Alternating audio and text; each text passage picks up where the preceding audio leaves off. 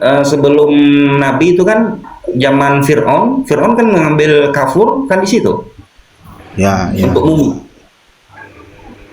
Maksudnya Di begini loh. sini sudah ada dua, paling tidak dua ini ya, dua yang perlu digarisbawahi, bahwa ini di ujung Cinanya Cina. Satu. Nah, itu yang mungkin kemudian menyimpulkan bahwa berasal dari Cina. Kemudian yang kedua, ada kata kunci yang lebih pokok mengenai bangunan yang terbuat dari kayu kapur gitu. Maka Cinanya Cina yang dimaksud itu adalah tempat yang mempunyai kayu kapur. Ya. Di manakah itu?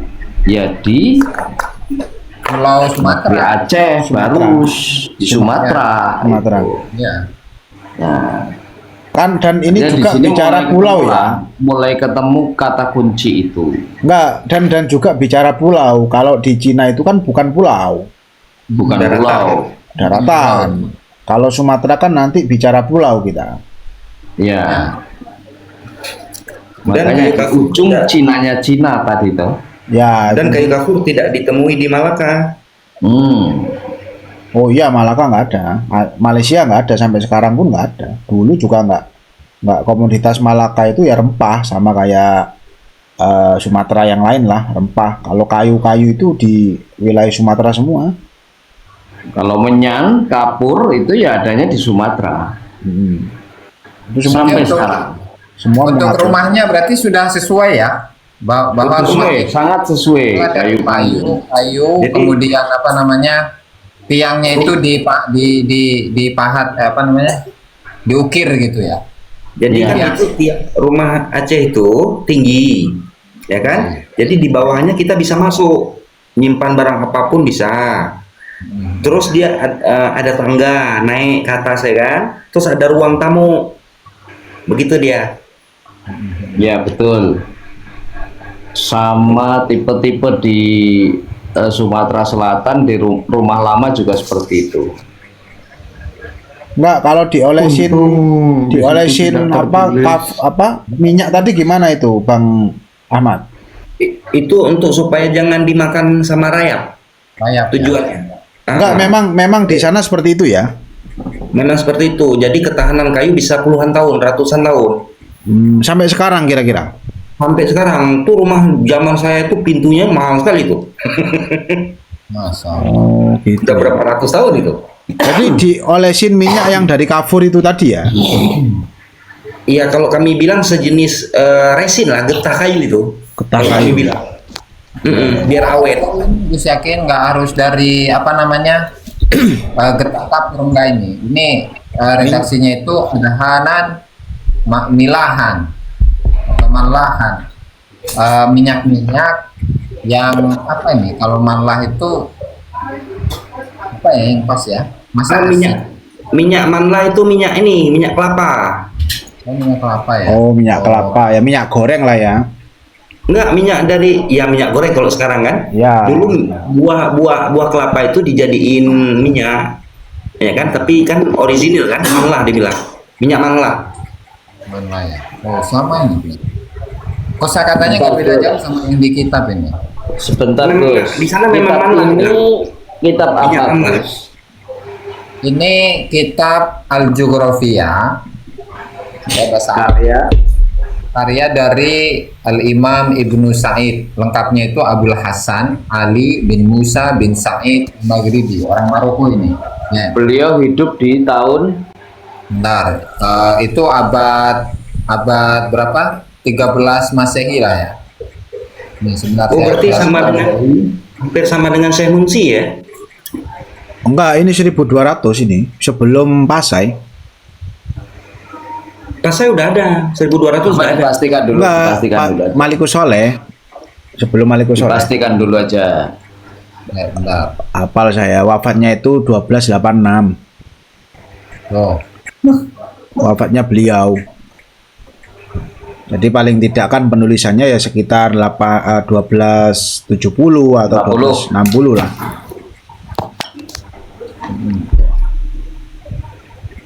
Tidak tersebut anu ya, eh, minyak kayu putih gitu ya di situ ya. Kafur, Pak. Kalau minyaknya kan minyak apa tadi? Kafur. Nahyan apa? Namlah. lah. Namla. Itu minyak apa tadi? Minyak kelapa ya. Iya, man lah. Manlah.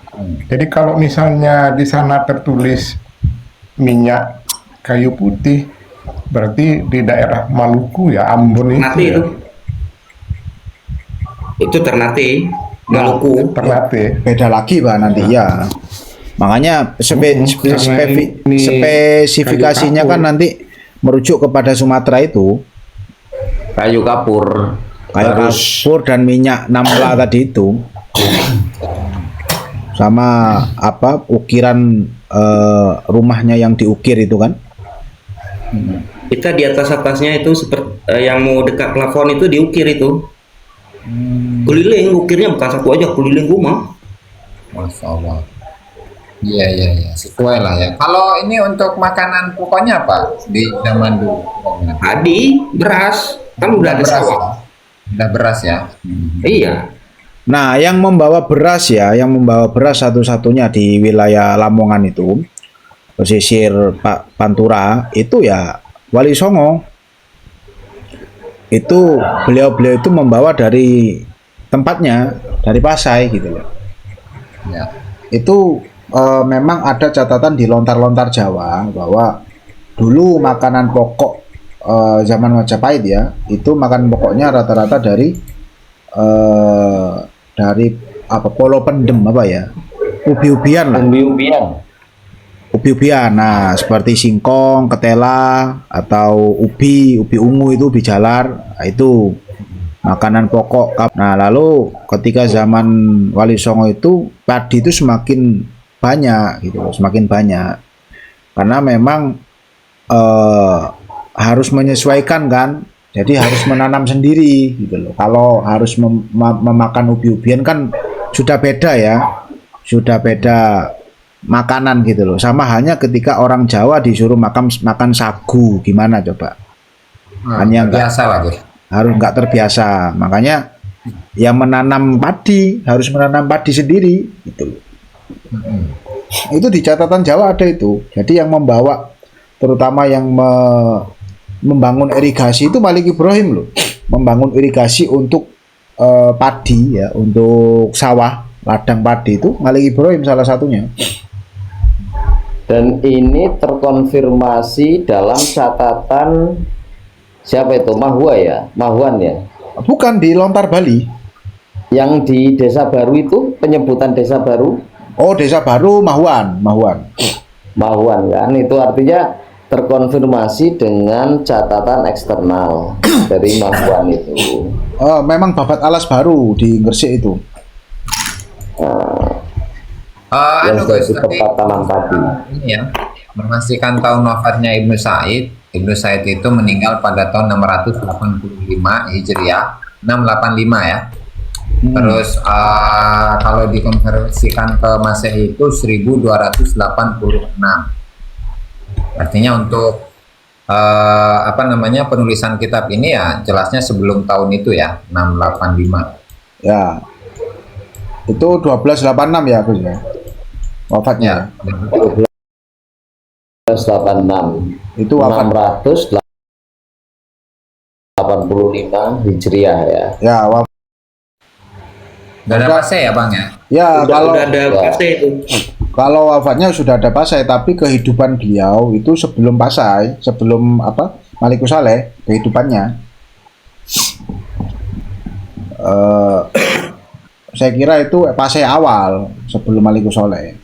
Pencatatannya itu loh. Itu ini kalau sebelum Malikus Saleh ini Said Malik Mukamil. Ya. Nah, ini di catatan Mahuan ya, di sini ya. Negeri Jawa. Nah, jadi Jawa itu disebut Jawa. Dulunya disebut negeri Sepo. Negeri ini mempunyai 4 kota besar, semuanya tidak mempunyai dinding kota atau daerah pinggiran kota. Kapal-kapal dari negara lain datang pertama-tama di kota yang bernama Tupan atau Tuban ya. Jadi memang terkonfirmasi Tuban itu sebagai pelabuhan pertama. Ini kedatangan Cheng Ho yang kedua atau ketiga gitu loh. Jadi 1413. 1413. Perkiraannya ya. Nah, dari Tuban kemudian ke kota kecil. Nah ya, kota kecil yang disebut Desa Baru. Nah, Desa Baru sinilah yang nanti itu menjadi Gresik itu. Kemudian ke kota yang bernama Sulumai atau Surabaya. Tuh. Lalu menuju kota yang bernama Mantopai, di mana sang raja tinggal. Ini masuk ke dalam sungai.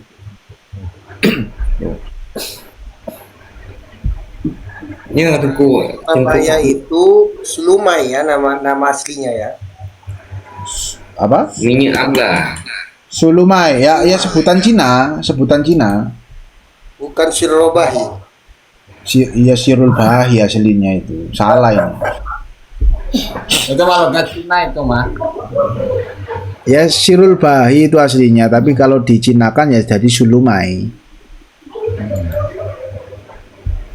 Tuh. Lanjut Gus. Gus, kalau catatan Marco Polo gimana itu? Marco Polo ya kerajaan Samara tadi. Nah ini. Udah dibahas ya? Oh, tadi saya bahas awal-awal tadi Gus. Nah ini kan Kingdom of Samara. Baru sedikit. Ditambah Gus. Nah ini ya. Bentar, ya. Kingdom of Samara ini ya. Jadi kalau saya cari-cari ulasan ya, di manakah letak kerajaan Samara itu kalau dibahasakan toponimi oleh Badan Informasi Geospasial itu merujuknya ke Samalanga gitu loh. Kalau toponimi ya maksudnya daerah ya. Tapi kalau sebagai kerajaan ini merujuk kepada samudra gitu loh. Kerajaan Samudra Pasai yang dimaksud Samara ini. Karena kalau Samalanga itu nanti merujuknya kerajaan Jempa. Itu. Kan dekat Gus itu. Iya, satu wilayah aja kan itu kan. Jaraknya cuma 1 jam perjalanan. Ya. Sekarang ya. Ya memang kan satu wilayah saja kan dulu kan. Ya seperti Solo Jogja gitu loh. Solo Jogja itu kan dulu ya satu wilayah sebelum dipisah oleh perjanjian Giyanti itu kan.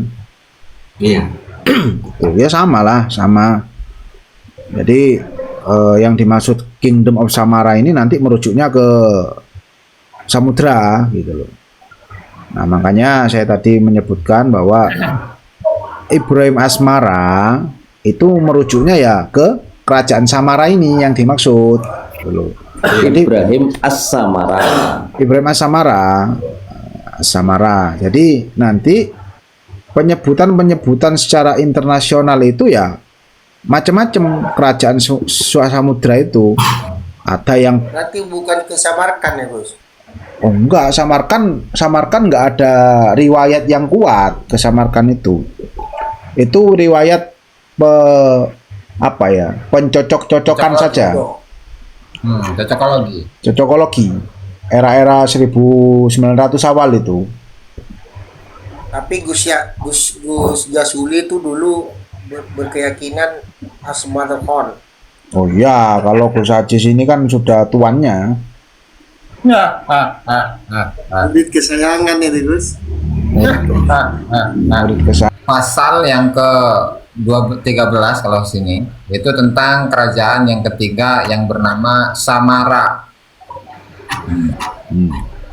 Ketika idza qadarta basman dakhalta mamlakat Samara. Ketika engkau meninggalkan kota Basman, maka engkau akan masuk kerajaan Samara. Wahia mamlakatun ukhra bainal mamalik allati tanqasimu ila al-jazirah. Itu adalah kerajaan yang lain antara kerajaan-kerajaan yang terbagi-bagi di pulau Sumatera. Wa Marco Polo bihadhil mamlakah khamsata ashhur, dan Marco Polo tinggal di pulau ini, di kerajaan ini selama 5 bulan. Oh, lama juga ya. Kerasan kayaknya ya. Cukup lama itu. Ta'attala asnaha anil harakah ala ghairi rugbatin minhu tamaman. Dimana di pertengahan perjalanannya itu sama sekali nggak bergerak. Mau tidak mau karena ada geriyah yang muqaddah karena sebab angin yang kencang. Wala yumkinu musyahadatu najmati shimali huna, dan tidak mungkin untuk melihat arah bintang. Enggak, saya minta ini arah bintang sama sekali. Allati fiddabil adbar, itu istilah apa itu? Nggak ngerti saya. Kemudian kaum huna wasaniyun, dan kaum di sini itu adalah para penyembah patung. Wa yahkumuhum amirun qawiyyus sakimah, dan dikuasai oleh seorang raja yang kekuatannya besar. Ya tarifu binafsihi tabi'an iqta'iyanil khanil a'dham, di mana dia mengaku dengan dirinya bahwa dia ini sebagai pengikut negeri bagian dari Khan yang agung. Walamma kana min ad-daruri muwassalatul mukti ala hadhil jazirah zamanan tawilan, dan ketika mau tidak mau untuk melanjutkan tinggalnya Marco Polo di jazirah ini dalam waktu yang lama, fa inna Marco Polo istaqarra ala ardiha ma jama'atin iddatuha alfa rajulin takriban. Maka Marco Polo itu tinggal di bumi Sumatera bersama sekelompok orang yang jumlahnya itu 2000 laki-laki, perkiraan kurang lebih. Wadar ali syaril ahalil mutawahisin, dan dia menjaga diri dari gangguan penduduknya yang jahat. Alladzina yantahizun al-fursah, yang mereka itu menggunakan kesempatan qabdi alal musyatil munfaridin wa qatlihim thumma aklihim, di mana mereka ini para perompak lah yang menggunakan kesempatan untuk menangkap orang-orang yang berjalan sendirian dan membunuh mereka. Amara bi an yaghfara haulahu khandaqun azim wa amik min jihatil bar bi tariqatin taj'alu kulla tarafin min tarafil khandaq yantahi fil mina alladhi tarsu bihi sufun. Di mana Marco Polo ini di pantainya itu memerintahkan untuk menggali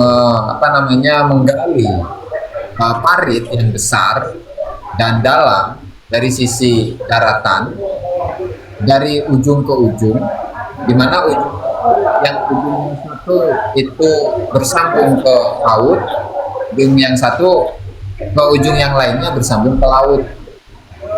Sambung ke Mina itu pelabuhan yang digunakan untuk berlabuh ya. Wa quwa hadzal khandaq bi tina'i iddat ma'akil aw mataris minal khashab, di mana kekuatan parit ini dengan membangun banyak dari ikatan-ikatan kayu ya, ikatan-ikatan kayu. Haitsu tayassarul tuyassirul bilad madadan dokhman min tilkal madda al khashab, sekiranya tuyassirul bilad madadan dokhman min tilkal madda al khashab, sekiranya negeri ini itu memang terdapat kayu yang melimpah. Hatta idza asbaha hadar min at-tahassun hamyan lahu, sampai sekiranya paritnya itu dapat menjaga dirinya. Tamalahu bidzalikal ihtifad birijalihi fi amnin mutlaq asna asyhuril khamsa allati aqamuha. Kiranya dia bersama dengan pasukan-pasukannya itu berada dalam keamanan yang mutlak di tengah-tengah 5 bulan ini yang mereka tinggal di Pulau Sumatera. Wa balaghu min matani istiqalatin imtala'at bihan nufusul ahali annahum zawaduhum bimadad minal at'imah wa ghairiha minal mawadid daruriyah tabaqan littifaqi aqdin ma'ahum. Nah, kemudian juga di sisi lain memang sebagian penduduk itu memberikan limpahan bahan makanan ataupun yang lainnya dari kebutuhan-kebutuhan darurat sesuai dengan kesepakatan perjanjian bersama mereka. Walan tajida bi ayyi makanin minal alam asmakan lil maidah abda'a mimma tajiduhu huna. Dan kau tidak akan menemukan di tempat manapun di alam semesta ini ikan-ikan untuk dikonsumsi yang lebih indah daripada yang kau temukan di sini. Wal qumuh la yuzra'u bil mamlakah, dan gandum itu tidak ditanam di kerajaan ini. Walakinan nasa ya'ishuna 'alal arus, tetapi orang-orang itu hidup dengan mengkonsumsi beras, wala yasnauna khamran, dan mereka tidak membuat khamr, miras ya. Ala annahum yuntijuna min naw'in min ashajar yushbihu nakhil al-balah syaraban mumtazan bi tariqati taliyah. Meskipun demikian mereka itu menghasilkan pohon-pohonan yang menyerupai kelapa, nakhilul balah, nakhil, pohon kurma yang menghasilkan buah kurma yang muda, itu bisa dibuat minuman yang enak dengan cara seperti ini. Fa innahum yaqta'una jaridatan minan nakhlah wa yad'una makanaha wi'an yatalaqqal asir wa huwa yatanazza minal jarh wa yamtali'ul wi'a fi madayum wa lailatin. Itu kayak nyadap itu loh, nyadap Pohon ini. pohon aren. Nyadap aren kayak gitu. Aren anu Gus, apa kalau di legen Gus. Legen ya. Atau kolang kaling juga kan bisa disadap itu. Ya. Tuh. Kemudian wa yamtazu hadha syarab bi mazaya sahihah 'azimah hatta annahu liyuzila awdar maradil istisqa wa kada uja'al ri'atain wa tihal.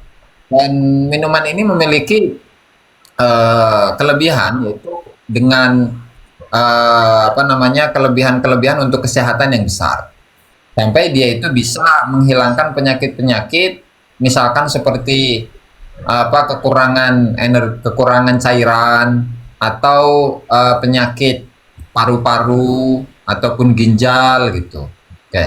Wa indama yarun nasu anna hadhil afro allati quti'at lam ta'ud tasihhu ay asir ya'miduna ila siqayatil asjar. Nah, ketika orang-orang itu melihat pohon-pohon yang sudah disadap tadi itu selesai, maka akan dipotong karena tidak bisa memberikan cairan lagi, sehingga mereka itu ya'miduna ila siqayatil asjar, di mana mereka itu menggunakan pohon tersebut itu untuk memberikan menyiram tanaman. Rijal bil miyahil ghazira al kafiyah li hadzal gharad minan nahar fi anabib au qanawat, yaitu dengan mengambil air-air yang besar yang cukup untuk tujuan ini, fi anabib au qanawat, yaitu maksudnya pohonnya itu dijadikan seperti ini, seperti peralon gitu.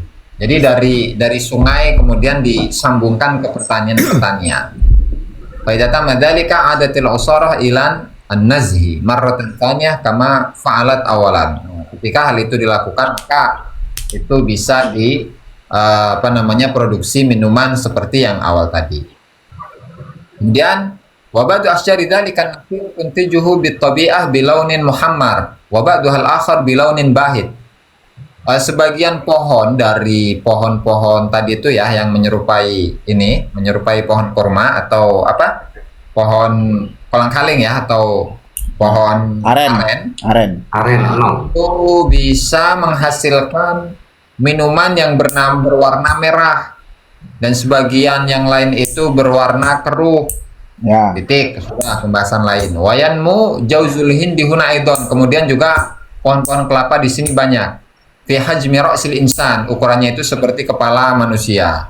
Wayahwi madatan solehatan lil akli khalwatan ladzidzatat ta'mi wa bayda kallaban. Kemudian kelapa ini itu mencakup atau isinya itu kelapa ini itu layak untuk dimakan, rasanya manis, rasanya enak, dan dagingnya itu warnanya putih seperti susu. Ini ngebahas tentang kelapa ini, Gus. Iya. Apa itu? Kelapa ini. Yang dibahas kok malah Gus ya, hasil bumi ya. Tapi persis loh Gus, ini apa ya, keadaan di Nusantara seperti itu memang. Kalau di sini kalau apa ya, pohon aren itu banyak di Tuban. Tuh, pohon apa? Kita selesaikan Gus ya. Ini masih di ini ya, masih di Samara ya ini ya. Marco Polo. Nah, masih Samara. Ya, Kemudian wa yat'amul ahli al-lahma bi jami' anwa'ihi as-salih wal fasid bi ghairi tamyiz. Kemudian penduduk negeri ini itu memakan daging dengan semua jenisnya, baik yang layak ataupun yang sudah tidak layak, tanpa harus membedakan. Cuman itu Gus. Mungkin gini Gus ya, saya punya sedikit kesimpulan ini dari sini, Ya. bahwa ketika Marco Polo itu menggambarkan bagaimana kondisi dari kerajaan apa namanya Samara tadi itu, Samara. Jadi dia itu tidak langsung sehingga komunikasinya ya dengan masyarakat sekitar saja, tapi tidak sampai bertemu dengan penguasa setempat. Mungkin hanya sekedar apa namanya informasi yang didapat dari masyarakat kemudian ditulis di sini, begitu. Ya, ya, ya. 2000 ya kan? Enggak, ini pasukannya ini Bang Ahmad. Oh, pasukan, tapi penduduk yang tercatat di sini 20.000. Oh gitu ya. Penduduk kota Samudra Pasai pada saat itu ada 20.000. Terus kan terjadi perbedaan antara catatan Marco Polo dengan Ibnu Battuta serta yang dari Cina itu tentang tipologi di mana letak posisi kerajaan itu. Pada Marco Polo dikatakan di situ bahwa letaknya itu dia tidak berinding karena menjorok ke laut karangnya. Sedangkan dari perjalanan Ibnu Battuta sendiri, kota yang aku datangi itu sudah terpagar, berarti udah ada batas-batasnya yang sangat rapi.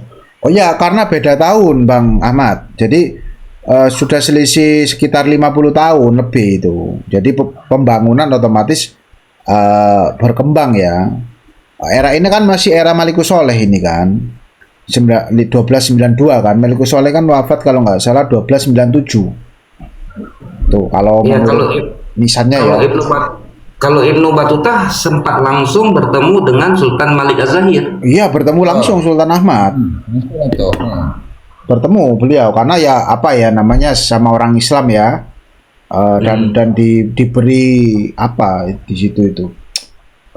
Memang dipersilahkan masuk ke ruang tamu gitu loh, ke ruang tamu, ke kamar tamu gitu kan. Nah, berapa? 2 minggu kan? Apa 15 hari itu di sana kan? 15 hari. Marco Polo ini kok enak banget ya di sana 6 bulan ya. 5 bulan Gus ya? 5 bulan. 5 bulan. 5 bulan ya. Kerasan berarti ya. Rasa. Mungkin gara-gara minum air legen tadi itu Gus.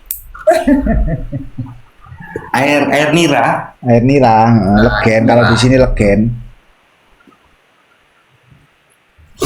Warnanya agak keruh dan kalau yang agak lama kan warna agak merah itu hasilnya. Jadi ini laporannya lebih ke sifat ini Gus ya, hasil bumi ya. Ya. Ya. Paling tidak kan begini, kerajaan Samara ini nanti keterkaitannya adalah di samudra itu kan gitu loh.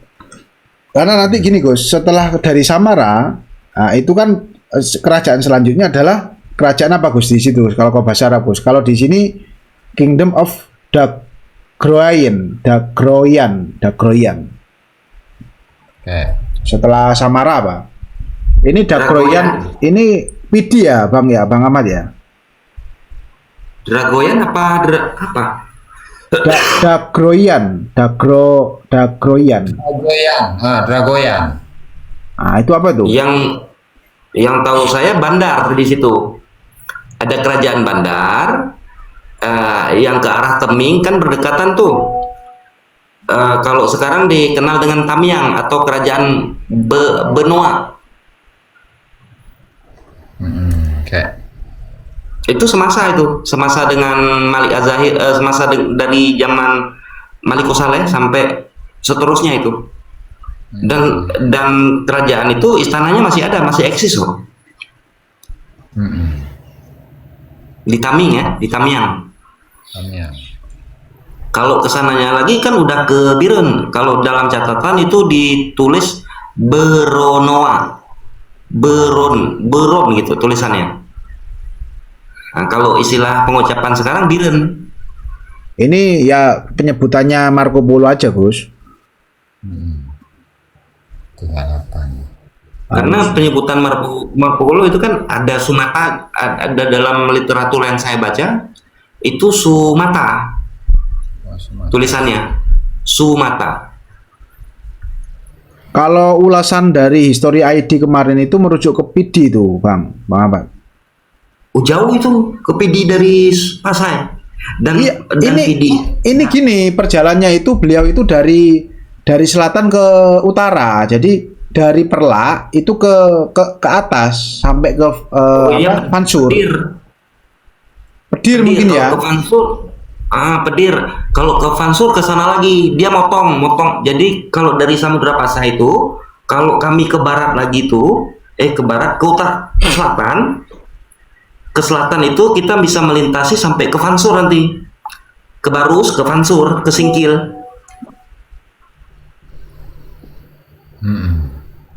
Jadi ada jalan motong memang ke sana. Jadi ketemu kalau sekarang itu namanya Kabupaten Bener Meriah. Kalau zaman dulu ketemu dengan Kerajaan Linggi. PD, Bang. Ini dia itu apa ya? Saya cek-cek itu banyak yang menyebutkan PD. Kalau PD dia ke barat lagi berarti. Kerajaan Pedir. Pedir ya, Pedir berarti ya. Pedir. Nah, itu ya. Jadi Pedir. Nih kalau di catatan kakinya ya di sini,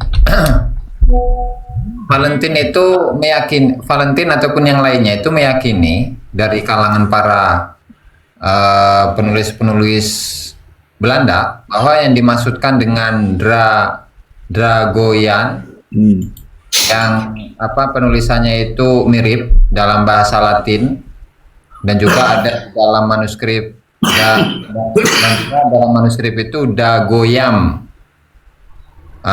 Dan dalam ringkasan-ringkasan dari perjalanan orang-orang Italia itu Dirajula, yaitu Indragiri malah di sini. Indragiri Aceh Besar. Indragiri hasbat tariqatil asya fi kitabatiha. Lamuri Ya, maksudnya. Indragiri itu adalah sungai yang besar di sisi timur dari Pulau Sumatera. Itu Indrapuri namanya. Indrapuri. Ya, kerajaan Indrapuri. Ya. Kalau secara lokasi gimana itu? Lokasinya lebih tahu. Di Indrapuri itu Aceh Besar. Ada sungai memang yang besar di situ. Berarti ke kalau Lamuri beda lagi. Lamuri disebut juga di situ. Lambri. Lambri ada sendiri. Enggak di penyebutannya di Marco Polo ada sendiri nanti. Kingdom of Lambri. Dekat-dekat, Bos. Dekat-dekat dengan mereka. Berarti memang sebelahnya ya. Iya. Oh, berarti ini masuk apa Sigli itu bukan? Sigli bukan? Kalau Sigli itu yang dikatakan bagian Pedir. Oh, Sigli itu Atau Pedir Poli. nanti ya. Atau Poli. Atau kerajaan Poli karena Syahri Poli yang pertama mendirikan kan. Oh. Anaknya Raja Salman. Kalau saya rasa Lamuri itu nanti di Banda itu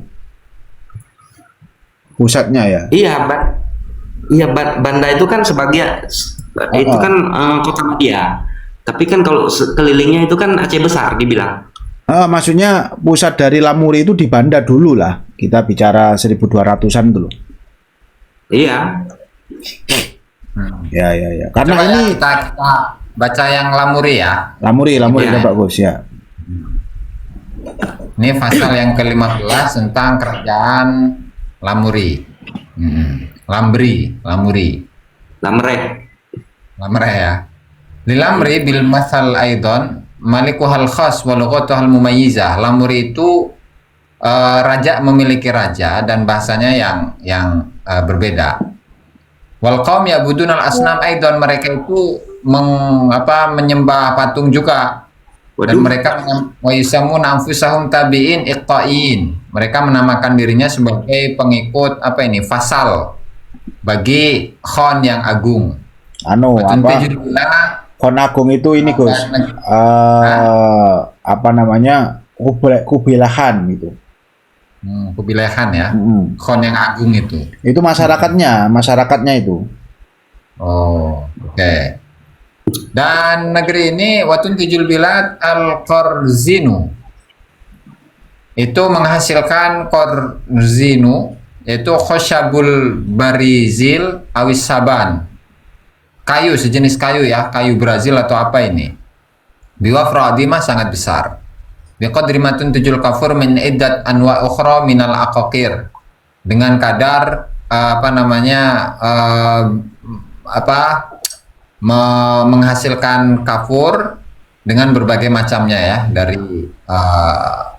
dari kayu-kayuan. Wahum yabzuruna buzura nabat yushbihus saban, dan mereka itu menanam buzzer itu apa, nabat, tanaman-tanaman atau biji tanaman yang menyerupai apa ini, saban, saya nggak tahu itu saban itu. Oke, wa idza syabba wa syara ayam butul afru, dan ketika sudah mulai tumbuh, dan cabang dahan-dahannya mulai tumbuh, naqaluhu ila buqatin ukhra, mereka memindahkannya ke tempat yang lain. Haitsu yutraku muddata salasi sanawat, sekiranya dibiarkan selama 3 tahun. Tsumma yantazu min judurihi wa yastakhdimu sibagon. Sekiranya dicabut dari akarnya dan digunakan untuk pewarna baju biasanya. Kemudian wahdara Marco Polo ba'da budur hadan nabat ilal bundukiyah wa zar'iha hunaka. Kemudian Marco Polo itu membawa sebagian benih. Oh, wineh Jawa, benih ya, benih. Nah, benih dari pohon ini dan tanam di sana. Walakin nadharan li anal manah hunaka laisa dafi'an bi darajatin kafiyah fa inna wahidatan minha lam tambut. Tapi karena memang kondisi di negeri sana itu, di Eropa itu nggak sesuai, maka nggak tumbuh sama sekali satu pun. Oke. Wa bihadhil mamlaka unasun biduyul. Ini ya yang halusinasi ini. Di negeri ini, di kerajaan ini itu terdapat banyak orang yang memiliki buntut ekor. Waduh, Panjangnya dibilang monyet kita.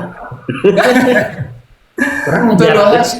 Di mana panjangnya itu 1 jengkal. Kadzailil kalb, seperti ekornya anjing. Walakinnaha laysat mughattatan bisya'ar, tetapi tidak tertutup dengan bulu. Wal ghalibiyatul udma minhum makhluquna ala hadha syakl. Sementara mayoritas penduduk di sana itu secara fisik itu seperti itu. Walakinnahum yaskununa al-jibal wa la yuqimuna fi mudun, tapi mereka tinggal hanya di pegunungan dan tidak tinggal di perkotaan. Wal khirtin hayawanun yashi'u wujuduhu fil ghabat. Kemudian khirtin, saya nggak tahu artinya apa itu, adalah hewan yang banyak wujudnya di hutan-hutan. Kama anna hunaka adadan wafirah min jami asnafis sayd, sebagaimana di hutan itu banyak binatang-binatang buruan, ma baina baha'im wa thair, baik itu binatang-binatang ataupun burung-burung. Nah, cuman itu doang tuh.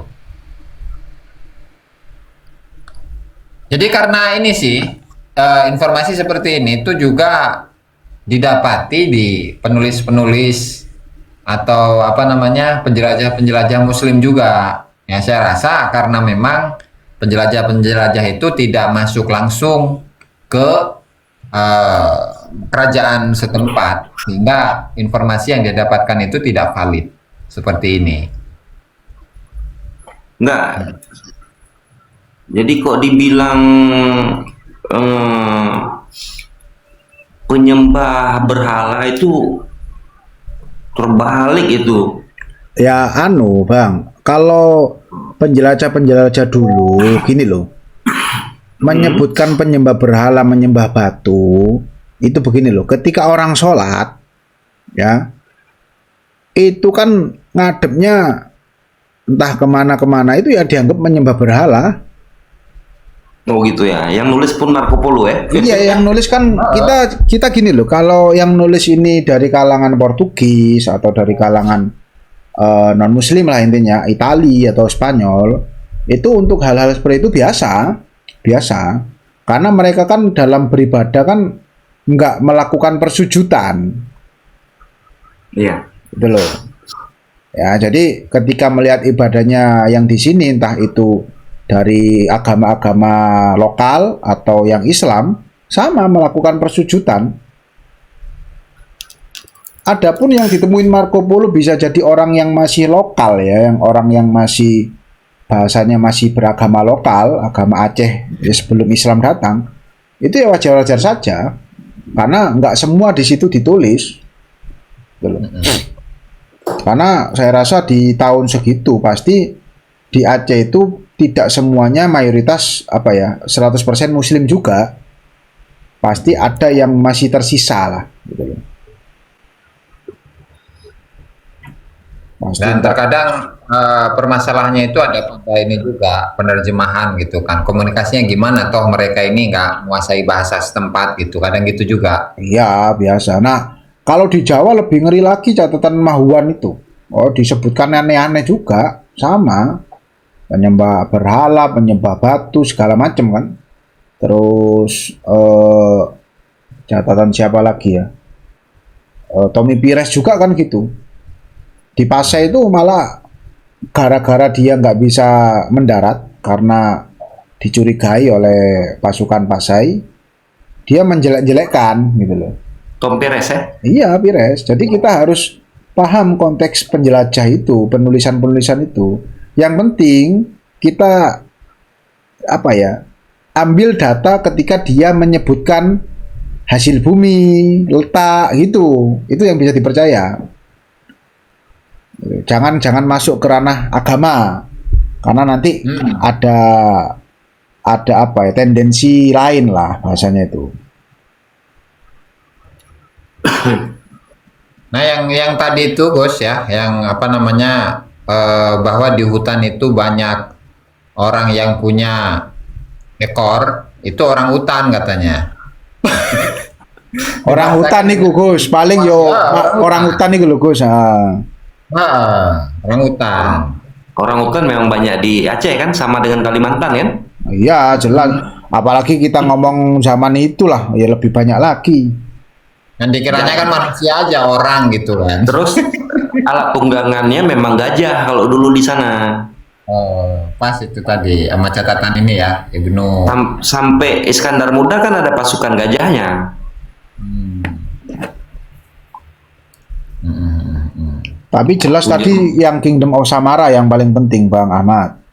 Kingdom of Samara tadi menyebutkan hasil bumi ya. Tentang siapa-siapa saja di situ gitu loh. Terus perbatasannya dengan siapa. Nah, itu yang saya maksud.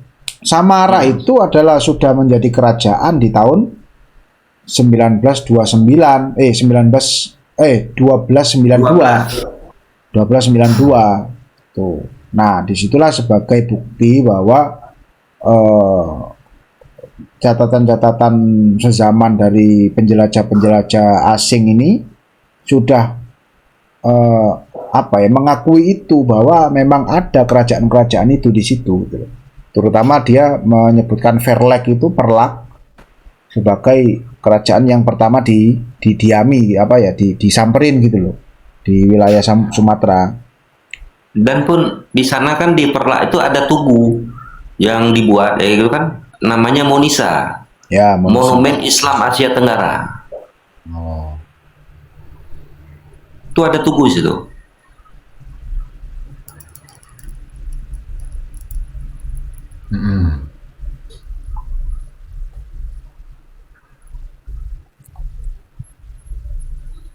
Kalau ini mungkin untuk peninggalan di masa lalu gitu, yang paling menunjukkan akan keberadaan dari kerajaan ini selain kerajaan-kerajaan Islam di masa lalu ya, selain Nisan, itu apa itu ya, Bang Muhammad?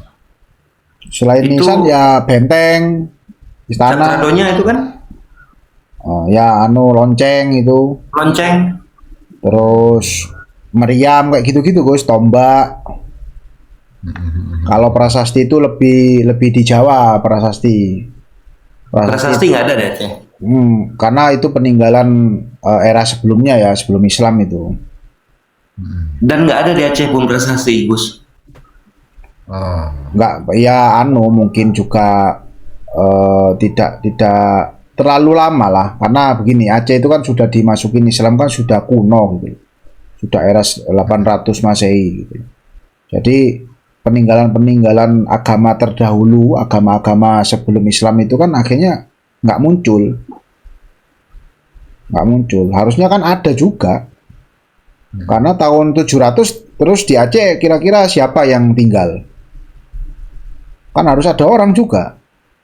Iyalah, ada orang. Tapi kalau yang dari sejarah orang tua kami bilang, jadi karena kita ini dari keturunan Kanturah,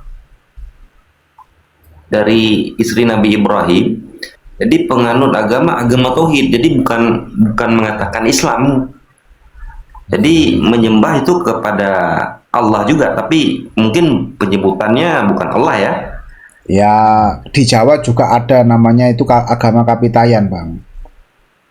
Kapitayan, agama lokal. Jadi yang disembah itu kosong. Mereka itu nyembah apa ya? Seperti orang sholat gitu. Jadi yang disembah nggak ada, kosong.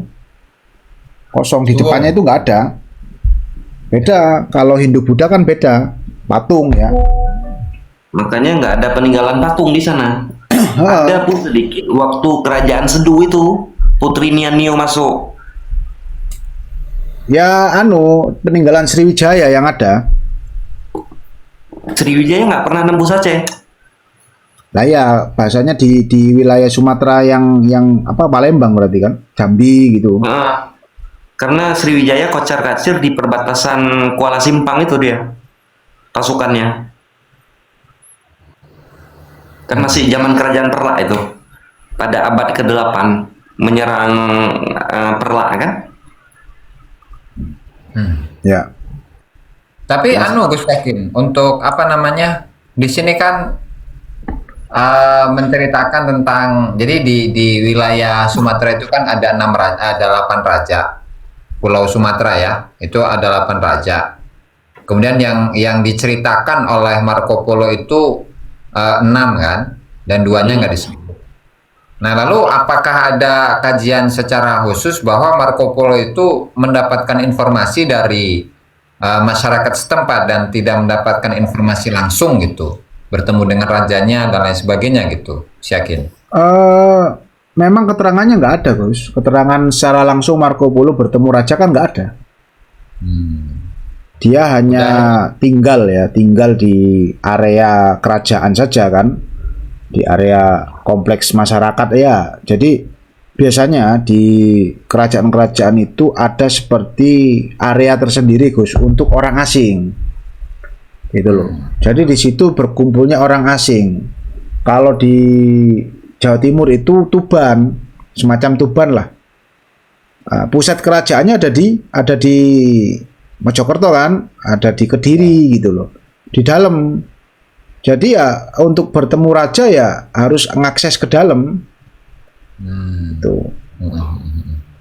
Memang Marco Polo sendiri tidak menyebutkan bertemu, hanya tinggal di yang bertemu tuh Ibnu Battuta. Kalau Ibnu Battuta kan memang dijelaskan dia bertemu kan, dan itu harus nunggu 3 hari loh untuk bertemu raja. Nunggu 3 hari. Nunggu 3 hari itu nggak langsung ketemu. Jadi ikut aturan raja karena mungkin di screening dulu atau gimana kan gitu kan. Padahal itu sama-sama orang Islam tuh. Apalagi orang bule. Iya, apalagi orang bule, orang Eropa kan pasti lebih susah lagi. Sama Tommy Pires juga begitu. Tommy Pires itu malah nggak mendarat loh di Pasai itu. Dia di atas kapal, dia menceritakan itu. Di atas kapal dan informasi dari orang-orang yang ada di geladak kapal Gitu loh. Yang kapal-kapal yang ditumpangi oleh Pires itu, gitu loh. Di sana kan pusat perdagangan tuh kan, ngambil rempah-rempah. Ya.